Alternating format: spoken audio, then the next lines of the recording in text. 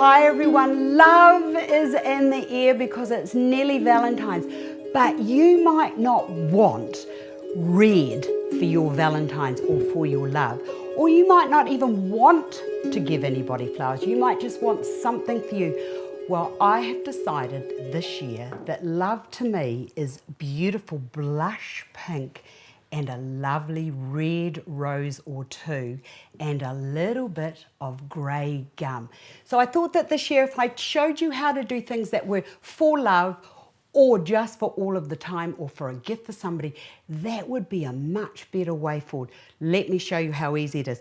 Any kind of a container, this is just a paint finished one. It used to be red and I've painted it with a little bit of Annie Sloane's chalk paint, and then I've just put a little bit of wax over it to just keep it all sort of like nice and protected. Right, into here we're going to put 3 of these lovely, beautiful blush hydrangeas. I just love them, they're my favourite. And then I'm going to put 2 little red roses, one to there and one over to there. I love this gorgeous blush pink rose, it's very beautiful. I'm going to put one of those into there.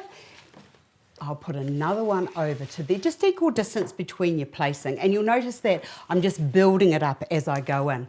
Then I thought I would put a little rose there. I've got 3 of these. That can go into there, and that can go around to there. And if you wanted to put a little bit of gum into it, just cutting that bit off, and then that can go into there.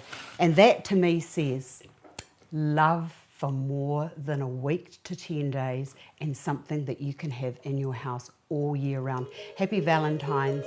See you again another day.